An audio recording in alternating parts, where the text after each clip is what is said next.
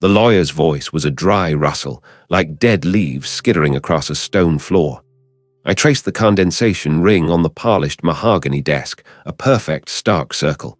It felt like the only thing in this room with any clear edges. Everything else swam. The weight of the inheritance, the sheer, suffocating size of it, pressed down. Blackwood Manor. The name itself was a whisper of decay. My fingers were numb. I'd been holding them clenched so tight, trying to anchor myself to the present, to this sterile, impersonal office, to the man droning on about deeds and wills. But my mind kept snagging on the past, on a splintered wooden floor, on a giggle that was too sharp, too bright. And as the sole surviving heir, Mr. Dean, all assets, including the property at 17 Briarwood Lane, are now yours. 17 Briarwood Lane. It sounded like a fairy tale address, a place for gingerbread houses and wicked stepmothers. Not for me, not anymore. I'd spent years building walls, brick by careful brick, around the memories of that place. Now it seemed the walls had crumbled and the inheritance was a demolition crew. There are some outstanding matters, the lawyer continued, his gaze flicking to a thick manila folder. The property has been unoccupied for some time. There are certain arrangements that need to be made. Arrangements, that's what they called it. I called it a reckoning. The drive out was a blur of grey skies and skeletal trees. The further I got from the city, the more the air thickened, tasting of damp earth and something else, something metallic and old. My car, a sleek, modern thing, felt out of place, a jarring intrusion on the landscape. The GPS lady's cheerful voice was a cruel joke against the growing knot of dread in my gut. Blackwood Manor loomed at the end of a long, winding drive, half swallowed by overgrown ivy. The front door creaked open with a groan that echoed through the cavernous foyer. Dust motes danced in the shafts of weak sunlight that pierced the grime-streaked windows. The air inside was stagnant, carrying the scent of mildew, old paper, and something faintly sweet, cloying like rotting flowers. My footsteps on the warped floorboards sounded unnaturally loud. I walked through rooms frozen in time. Furniture draped in white sheets looked like spectral figures. A grandfather clock in the hall stood silent, its pendulum still. I ran a hand over a dusty piano, the keys a pale, yellowed grin. Each object was a ghost, a silent witness to a life I'd barely known, a life I'd fled. My grandmother. I remembered her vaguely. A stern face, sharp eyes that seemed to see too much. She'd never been kind. Not to me, not to my mother. Things, strange things. I found myself drawn upstairs, the grand staircase groaning under my weight. The upper floors were a labyrinth of dim hallways and closed doors. I felt a prickle on the back of my neck, the familiar sensation of being watched. I told myself it was just the house settling, the wind whistling through broken panes. One door at the end of a long corridor was slightly ajar. It was a child's room, I guessed. A rocking horse stood frozen mid-rock. A small, wooden chest sat at the foot of a narrow bed. My breath hitched. My hands, those same numb hands that had traced condensation rings, trembled. I pushed the door open further, and there on a small, dust-covered shelf was Leela. Her lace dress was yellowed and torn, but it was her smile. A fixed, unnerving smirk that hadn't faded with time. It was the same smile, the one that had haunted my nightmares. A wave of nausea washed over me. My vision swam. I backed away, my heel catching on something. I stumbled, my hand flying out to steady myself against the doorframe. A handle. It was an emergency stairwell, door locked from outside. The faint light from the hallway spilled under the gap, illuminating the stark, utilitarian metal. Why was there a door to an emergency stairwell in a child's bedroom, and why was it locked from the outside? I'd never seen it before. I'd never even heard of it. Leela's single eye seemed to bore into me. What else had been hidden away in this house, waiting for me? The gravel crunched under my tires, a sound too loud in the suffocating quiet. Blackwood Manor loomed, a skeletal silhouette against the bruised twilight sky. Rotting gingerbread trim clung to the eaves like diseased flesh, and the windows, dark and vacant, stared like dead eyes. It was worse than I remembered, worse than the nightmares had allowed. A gust of wind, smelling of decay and wet wool, snaked through the rusted gates, rattling them with a skeletal clatter. I killed the engine. The silence that rushed in was heavy, pressing. My hand trembled as I reached for the car door handle. Every instinct screamed at me to turn around, to drive, until the city lights swallowed this place whole. But the will, the stubborn knot of determination that had propelled me here, held firm. Arrangements. My grandmother's lawyer had been so clipped, so final.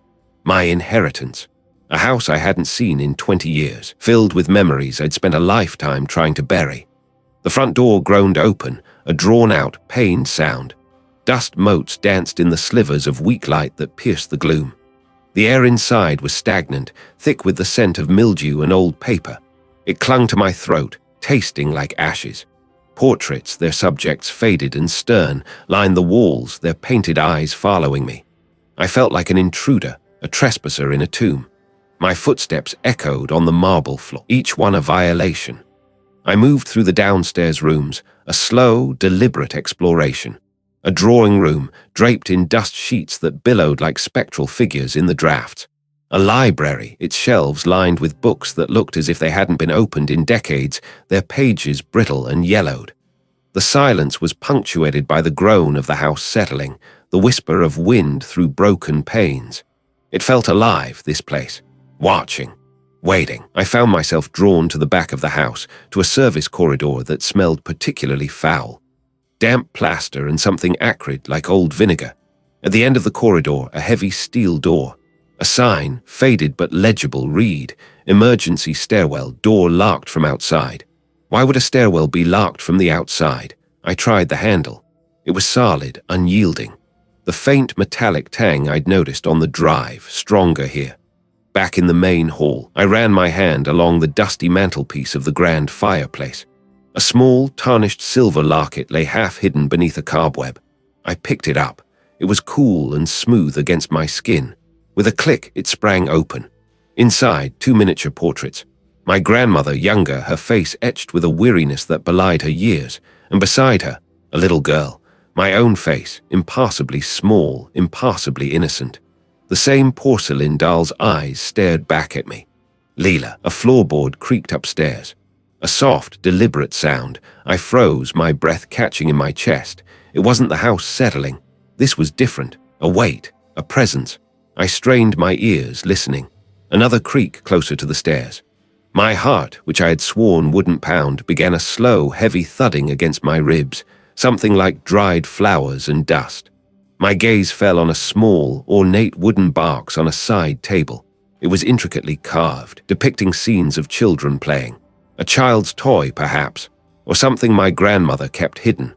My fingers, guided by an impulse I couldn't explain, traced the carvings. They felt strangely warm beneath my touch, almost as if they held residual heat. I hesitated, then lifted the lid. Inside, nestled on faded velvet, was a single child's shoe. A tiny, scuffed leather boot, far too small for anyone to have worn in years. It looked disturbingly like the ones I remembered Leela wearing. A tremor ran through my hands. The scent of lavender intensified, thick and sickly sweet. I could feel eyes on me, unseen but intensely present. The creaking upstairs stopped. I could feel it, a subtle shift in the atmosphere, a prickling on my skin. My gaze darted back to the locket in my hand, then to the shoe in the box. Were they connected? There was this place. Was it still holding on to her? It sounded like a child's giggle, distorted and distant. I spun around, but the hall was empty, bathed in the dying light of the day. The portraits on the wall seemed to sneer. Was I truly alone in this decaying monument to my family's secrets? The air inside Blackwood Manor was thick with the smell of dust and decay. It coated my tongue, a gritty film that made me want to cough, but I held it back. Every sound echoed. My footsteps on the warped oak floorboards seemed to announce my presence to the very walls, as if they were listening. They probably were. The realtor, a woman with eyes that darted too quickly, had handed me a single, heavy key and a curt warning about unsettling drafts. She'd practically fled the moment I stepped onto the porch, her car tires spitting gravel as she sped away. Now I was alone, truly alone. My grandmother. I barely remembered her. A faded photograph on my mother's mantelpiece showed a severe woman with her hair pulled back so tight it seemed to stretch her skin. She'd never visited, never called, and now this. A house stuffed with decades of forgotten life, a life that had apparently included a deep, abiding hatred for her own family. The will had been unexpected. A cryptic letter, a lawyer I'd never met, and suddenly the keys to this mausoleum. I moved through the downstairs rooms, each one a tableau of abandonment. Furniture draped in white sheets stood like shrouded figures. A thick layer of dust softened the edges of everything, making the once grand furnishings appear ghostly. The silence pressed in, broken only by the groan of the house settling, or perhaps something else. A faint scratching, like fingernails on wood, seemed to emanate from the walls themselves, a sound so subtle I could almost convince myself it was the wind. But there was no wind inside. Not yet. My grandmother's study was the worst. It was a shrine to her solitude. Books lined the walls, their spines brittle and faded, their pages yellowed. A heavy oak desk dominated the center of the room, its surface littered with papers. I ran a gloved finger across the desk, leaving a clean streak in the dust. It felt wrong, like I was disturbing a tomb. What had she done in here? What had she kept? My eyes scanned the shelves, the cluttered drawers of the desk. Nothing immediately jumped out. Just more of the same. Old ledgers, dried out inkwells, brittle letters tied with ribbon. I opened a drawer and a puff of stale air escaped. Inside, nestled amongst yellowed lace and moth-eaten fabric, was a small velvet-lined box. It was dark red, the color of dried blood, and felt cool to the touch. My breath hitched. There was something familiar about its weight, its shape. Hesitantly, I lifted the lid. My stomach lurched. My vision swam. The air, already thick, seemed to condense, pressing against my chest. There, nestled in the faded velvet, was Leela. He was exactly as I remembered. Smaller than I'd thought a child's toy would be, but her presence filled the room, a suffocating weight. Her porcelain skin was cracked, the painted smile on her lips chipped, giving it a grotesque leer. My hands trembled as I reached for the box, my fingers brushing against the doll's stiff, yarn hair. It was rough, coarse, and I snatched my hand back as if burned. "We'll always be together, Dean." The voice. It wasn't the voice of a child. It wasn't my grandmother's voice either. It was deeper, older, laced with something I couldn't name. Something that promised possession. My heart hammered against my ribs, a frantic bird trapped in a cage. I could feel the sweat prickling on my forehead, my palms slick inside my gloves. Leela's painted smile seemed to widen, stretching impassably. I had to get out. I had to put the box down, close it, bury it. But my fingers felt like lead. My gaze was locked on the doll, on its unsettling stillness, on the way its loose eye seemed to follow my slightest movement. This wasn't just a doll. It was a conduit, a hook. It had been waiting. I stumbled back from the desk, knocking a stack of papers to the floor. They scattered like fallen leaves, revealing more of the dust, more of the decay. The scratching sound returned, louder this time, more insistent. It was coming from behind the wall, from the other side of the study. A locked door, half hidden by a heavy tapestry, bore a small, tarnished plaque. Emergency stairwell, door locked from outside. The doll's head tilted, a slow, deliberate movement that sent a fresh wave of ice through my veins. It wasn't possible. Dolls don't move. But the evidence was right there, staring at me with its one good eye. What had my grandmother done with it? And why was it here, waiting for me? The echo of that voice clung to me, a phantom limb I couldn't shake. It had pulsed from the shadows of the grand hallway, a sound that had curdled the air, thick with the scent of dust and decay. I'd stumbled backward, my palms slapping against the cool, ornate wallpaper, searching for an escape, a way out of the suffocating stillness of the house. My breath hitched, a ragged gasp. The emptiness of the house seemed to inhale with me, holding its breath. Then the sound. A soft, scraping drag, like brittle fingernails across worn wood. It came from upstairs, from the direction of the room I hadn't dared to enter since my grandmother's passing. The room where I'd first seen her. Leela. My feet moved before my mind could object. Each step on the grand staircase was a betrayal, a surrender to the house's insidious pull. The banister, slick with a film of grime, felt clammy beneath my trembling fingers. The air grew colder, a biting chill that seeped into my bones, a stark contrast to the humid summer night outside. I could feel my scalp prickle, the fine hairs on my arms standing on end. At the top of the stairs, the hallway stretched before me, a cavern of deepening gloom. The scraping sound stopped. Silence descended, heavier than before, a suffocating blanket. My gaze was drawn to the door at the far end of the hall. A faint, sweet scent, cloying and sickly, wafted from it. It reminded me of overripe flowers, of something that had died and was trying desperately to hold onto its bloom. I knew with a certainty that iced my veins that Leela was in there. I took a step forward, then another. My boots made no sound on the thick, moth-eaten carpet. It was as if the house itself was absorbing all noise, all evidence of my passage. A floorboard creaked behind me. I spun around, my heart leaping into my throat. Nothing. I reached the door. My hand shook as I pushed it open further. The room inside was a tableau of forgotten lives. Dust sheets draped over furniture like ghostly shrouds. The air was thick, almost viscous, with the scent of old paper and something metallic like rust. And there, on a small, intricately carved rocking chair by the window, sat Leela. He was exactly as I remembered her, yet profoundly different. Her porcelain face, once pale and chipped, now seemed to possess a faint, pearlescent sheen. Her painted blue eyes, fixed and unblinking, seemed to follow my every movement.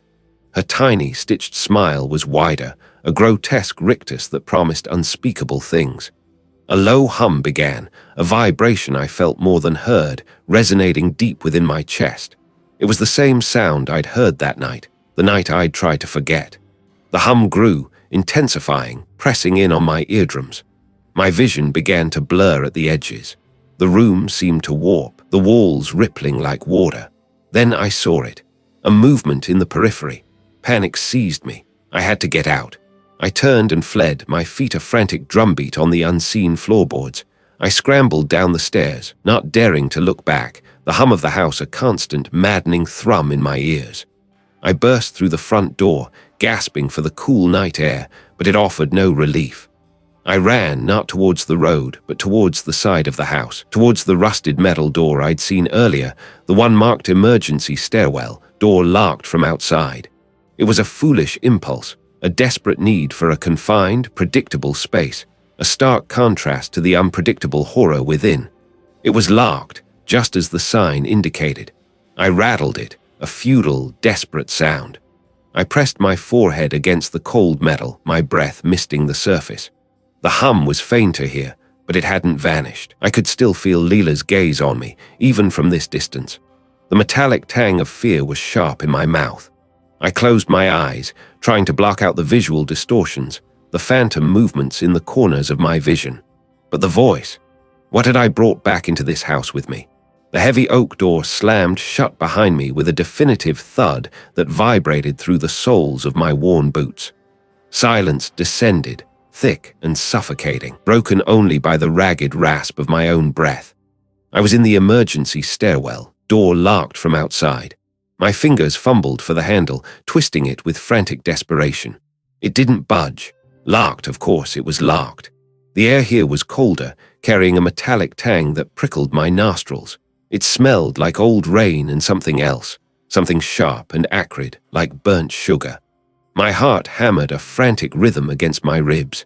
I pressed my ear to the thick wood, straining to hear anything beyond the blood rushing in my own ears. Nothing. Just the oppressive quiet of the house. This was a mistake. I should have stayed in the hallway, faced whatever or whoever had made that sound.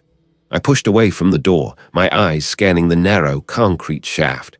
The walls were stained with grime, streaked with what looked like rust. And then, leading up, to a faint sliver of light under another heavy door. This place was a tomb, a forgotten cavity within the grand, decaying shell of the mansion. Leela, he was here. Days bled into a blur of frantic activity. My studio, once a sanctuary, had become a battleground. The canvases, usually a source of solace, now marked me with their blank, accusing surfaces. It had spilled onto my work, transforming my art into something alien, something disturbing. I found myself working with a feverish intensity, my hands moving with a will of their own. The brushes felt slick and heavy, coated in a thick, viscous paint that seemed to ooze from the tubes. The colors were wrong. Deep, bruised purples bled into sickly greens. Ochre, the color of dried blood, stained the edges of my vision. I wasn't painting what I saw, not anymore. I was painting what I felt, what Leela was forcing me to feel. One piece in particular consumed me. It was a portrait, or what was left of one. The mouth was stretched in a silent scream, a jagged tear in the canvas. I'd used a palette knife, scraping and gouging at the paint, trying to capture a specific texture, a particular kind of wrongness. It felt like I was excavating something from within myself, something I'd long buried. The smell of turpentine and oil paint was overwhelming, clinging to my clothes, my hair, my very skin. It was a cloying sweetness that masked something far more sinister. I'd find myself staring at the canvas for hours, lost in a trance, the rhythmic scrape of the knife the only sound. My hands were raw, stained with a multitude of hues, but I couldn't stop. It was as if a dam had broken, unleashing a flood of repressed memories and emotions. I remembered fragments, the unnerving stillness of her painted eyes. These were not just memories, they were visceral sensations, replaying with agonizing clarity. The faint, musty odor of old fabric, the prickling sensation on my skin as if unseen eyes were watching. My colleagues, when they'd called, had noticed the change. My voice, they said, sounded strained. My focus, they implied, was elsewhere. I'd brushed them off, mumbling about creative blocks, about the demands of my new environment. But I knew it was more than that. The house was a cage, and Leela was the keeper. He was weaving her influence into the very fabric of my being, twisting my perceptions, corrupting my art. Another canvas. This one was larger, more ambitious. I was attempting to depict the hallway, the scene of that terrifying encounter. But the perspective was skewed, warped. The grand staircase seemed to twist unnaturally, like a broken spine. The portraits on the walls leered, their painted smiles contorted into snarls. A flash of faded calico, a glint of glass. I worked late into the night, the only light the harsh glare of my studio lamps. Each sound was amplified, distorted, feeding my growing paranoia. There was that the wind, or was it the rustle of fabric? There was that the settling of the house, or was it the soft, deliberate tread of tiny feet? I stepped back from the easel, my body aching, my mind a whirling vortex of fear and exhaustion. The painting pulsed with a malevolent energy, a testament to Leela's growing power. There was this art truly mine, or was I merely a brush in her unseen hand, painting a terrifying truth I was not yet ready to face? The metal was cold, rough under my palms. No give. I twisted, shoved, kicked. Nothing. The solid oak felt like a tomb door. My breath hitched. This was a trap. A stupid, predictable trap. But who? The estate lawyer. The creepy caretaker who'd been lurking around the property. I scanned the narrow concrete space, my eyes adjusting to the dim emergency light. Dust motes danced in the weak beam like tiny, indifferent spirits. The air tasted stale, metallic, carrying the faint, unsettling perfume of old decay. I pressed my ear to the door. Silence. The kind that presses in, heavy and expectant. I moved back, my boots scraping on the gritty floor. My gaze swept over the cramped space. A fire extinguisher, a faded safety notice plastered to the wall, a single, bare bulb hanging precariously from a frayed wire. And then I saw it. Tucked into the corner, partially obscured by a discarded mop bucket, was a small, wooden chest. My grandmother's house was full of such things, relics of a life I barely knew. But this chest, it felt different. It radiated a faint, almost imperceptible hum, a vibration that resonated not just in the air, but deep within my bones. My hands trembled as I reached for it. The wood was surprisingly smooth, worn down by countless touches. The latch was stiff, resisting my attempts to open it. I fumbled, my fingernails scraping against the metal. Finally, with a sharp click, it sprang open. Inside, nestled on faded velvet, was not what I expected. No jewels, no documents, just a single yellowed photograph and a small leather-bound journal. The photograph was of a woman, my grandmother, younger, her face etched with a sorrow I'd never seen. Beside her, a child, me, clutching a doll. Leela, my stomach churned. The doll looked wrong. Its painted eyes seemed to follow me, its stitched smile too wide, too knowing. I picked up the journal. The pages crackled as I turned them. The handwriting was my grandmother's, elegant yet shaky, a testament to years of fading strength.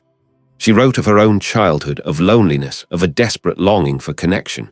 She spoke of a fascination with the macabre, of a pact made in a desperate bid for something, control, power, the words blurred, her grief and fear bleeding onto the page. She mentioned Leela not as a doll, but as a conduit, a vessel. My hands were shaking so violently I could barely hold the journal steady. Not blood sacrifices, not overtly, but fragments of joy, moments of innocence, pieces of a soul. My grandmother had poured her own despair into the doll, her loneliness manifesting as a palpable, suffocating presence. And then she wrote about me. She described my visits, my fascination with Leela, my shy nature. She saw my own loneliness, my own yearning for comfort, and she'd seen an opportunity, a way to bind me to her, to keep me close. But she hadn't understood the depth of Leela's hunger. The doll fed on more than just sorrow. It fed on life itself. It twisted perceptions, amplified anxieties, whispered insidious suggestions. The memory, a fractured shard of glass, pierced through the fog of years. The attic, the stifling heat, the smell of dust and mothballs. Leela, sitting on a rocking chair, her button eyes staring. Me, small and afraid, begging my grandmother to take her away. And my grandmother, her face a mask of weary resignation, telling me I had to be brave, that Leela was just a toy. But Leela wasn't just a toy. Leela was alive, and he had been hungry. She tried to contain Leela, to lock her away, but the doll's influence had already seeped too deeply into the house, into the very fabric of our lives. She tried to warn me subtly, but my childish mind couldn't grasp the true horror. But in doing so, he had trapped me with it. I looked at the photograph again. My grandmother's eyes, even in the faded image, held a profound sadness. And in my own reflected in the glass, I saw a flicker of that same despair. Leela's influence wasn't just in the house, it was in me. It had shaped me, twisted me, made me the artist I was today.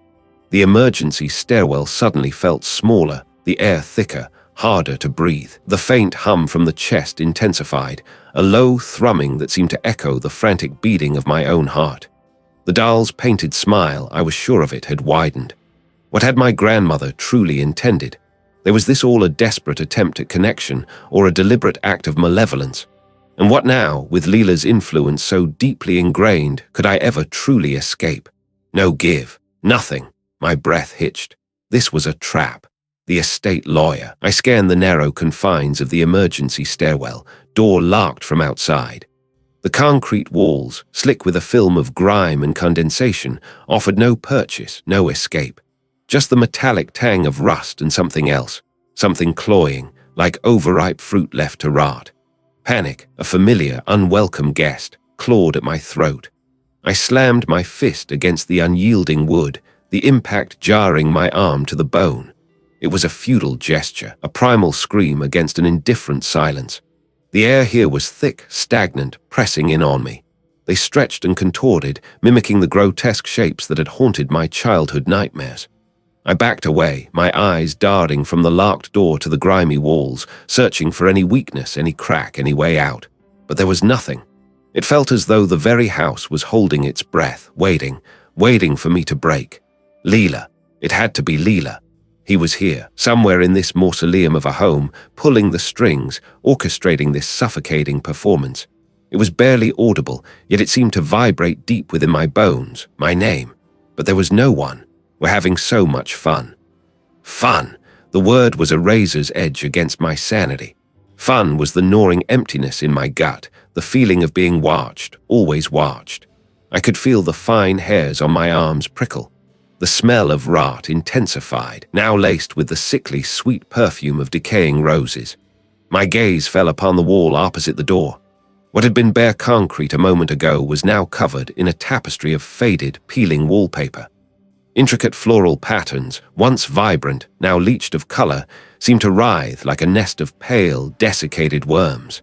And in the center of it, almost as if it had bloomed from the decaying paper, was a portrait. A child's portrait.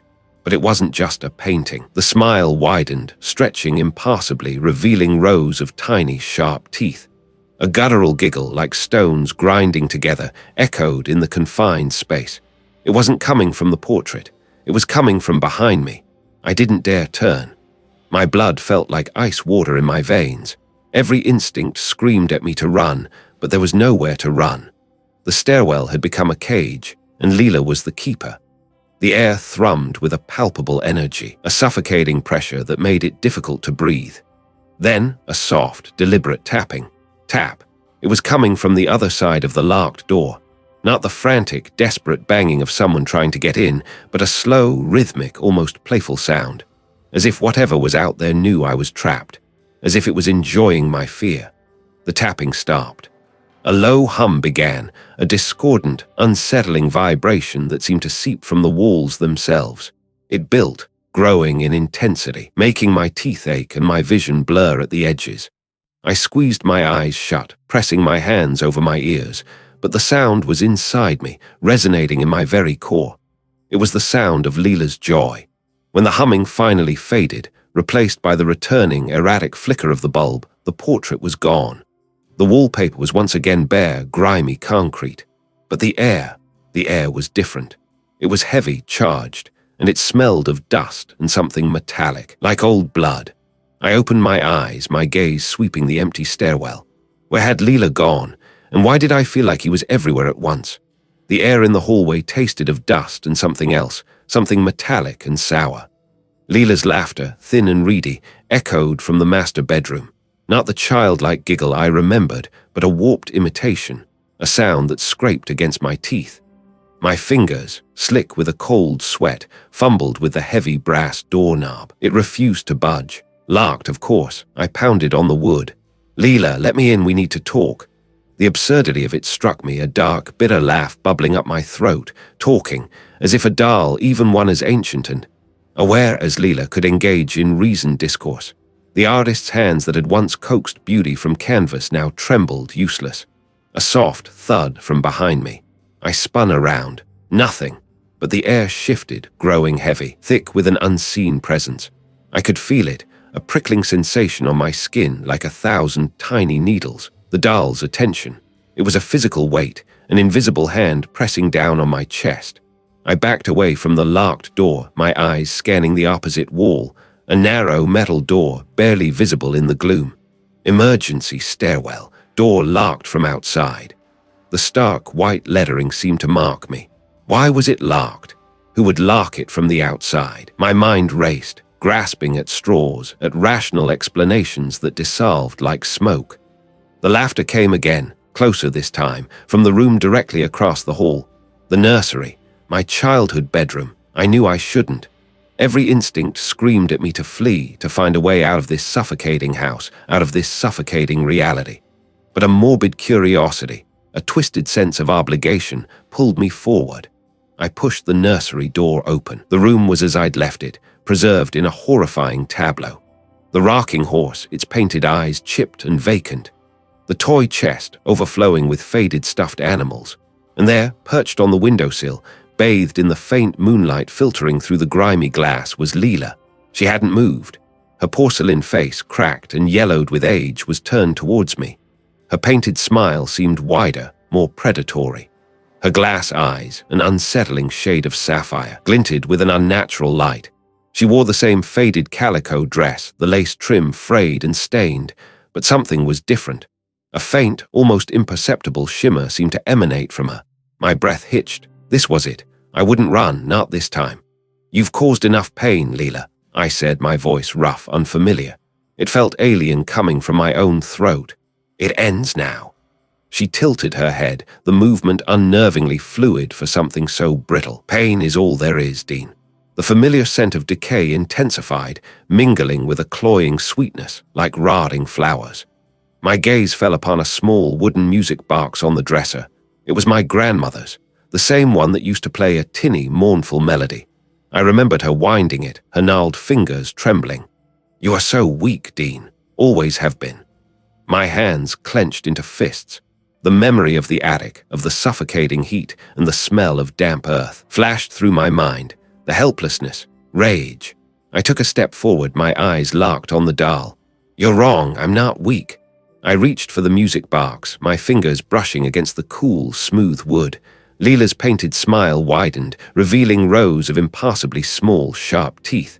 The rocking horse began to creak, a slow, rhythmic lament. "Then prove it," she hissed, her voice now a guttural rasp. Prove you are more than the frightened boy I remember. My fingers found the winding key. It was stiff, resisting, as if the doll's will was actively trying to prevent me. I pushed, gritting my teeth, channeling every ounce of my desperation, my anger, my grief into that small metal key.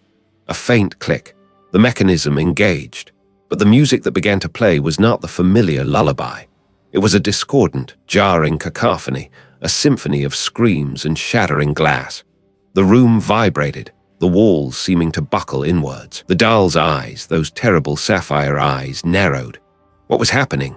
Was this her power manifesting, or something else entirely? The music box, once a source of comfort, now felt like a weapon, but one I barely understood. Leela's form seemed to blur, to stretch, her porcelain limbs elongating, her painted smile contorting into a rictus of pure malice. The rocking horse rocked faster, its wooden hooves pounding a frantic rhythm against the floorboards. I had to get out.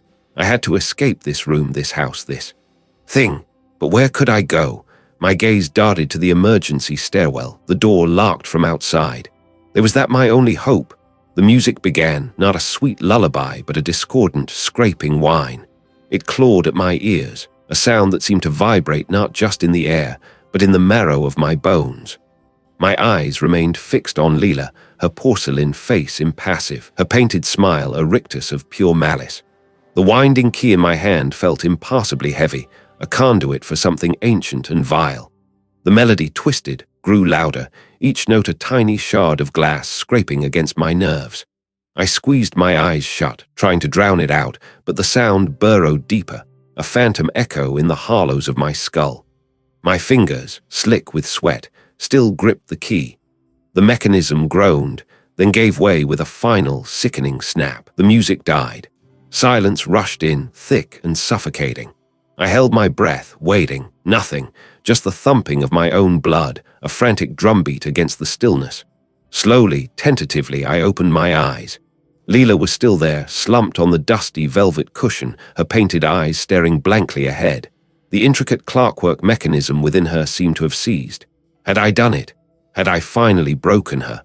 A gust of cold air swept through the room, though no window was open.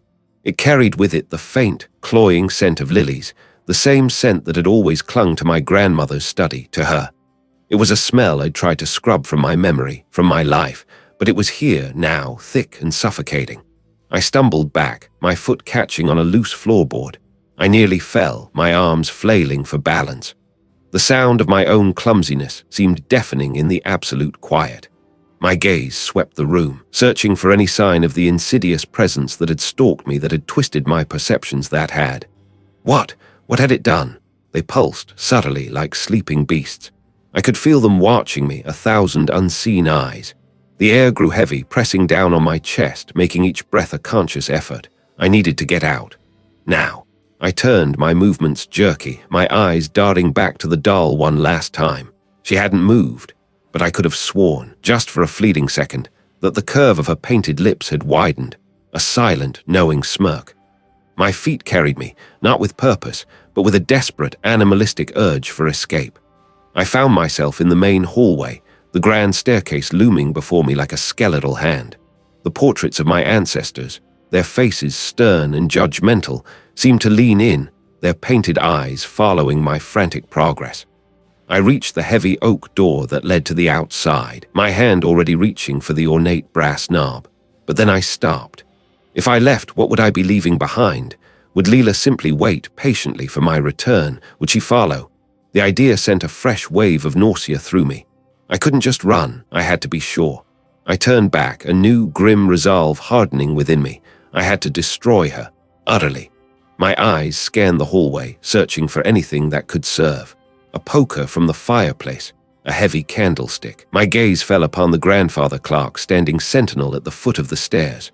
I walked towards it, my footsteps unnervingly loud on the marble floor. As I approached, the ticking seemed to grow louder, more insistent, a relentless countdown. I reached out, my hand trembling, and grasped the heavy brass weights. I braced myself, ready to heave them, to smash them against the clock's sturdy casing, to bring the whole edifice crashing down. Suddenly, a low, guttural sound emanated from the clock. It wasn't a tick or a chime. It was a growl, deep and resonant, vibrating through the floorboards and up my legs. My breath hitched, my grip on the weights faltered. The pendulum, mid-swing, stopped dead. The Roman numerals stretched and distorted like melting wax. The hands spun wildly, a blur of metal. They fixed on me. Panic, raw and unreasoning, seized me. I dropped the weights, their sudden release echoing through the hall like a gunshot. I didn't think, I just ran. I ran blindly, my heart a frantic bird trapped in my chest. I needed to get away, to put as much distance between myself and that thing as possible. I found myself at the door to the emergency stairwell, my hand fumbling with the handle. Locked, from the outside. I banged on the thick metal door, my fists bruising against its unyielding surface. "Let me out," I screamed, my voice raw and ragged. "Please, let me out." The only response was the echo of my own desperate pleas. I leaned my forehead against the cool metal, the vibrations of my own frantic heartbeat thrumming through the door. I was trapped, but with whom or with what? The crimson lights of the Clark face seemed to burn behind my eyelids. Was this the end, or just another beginning?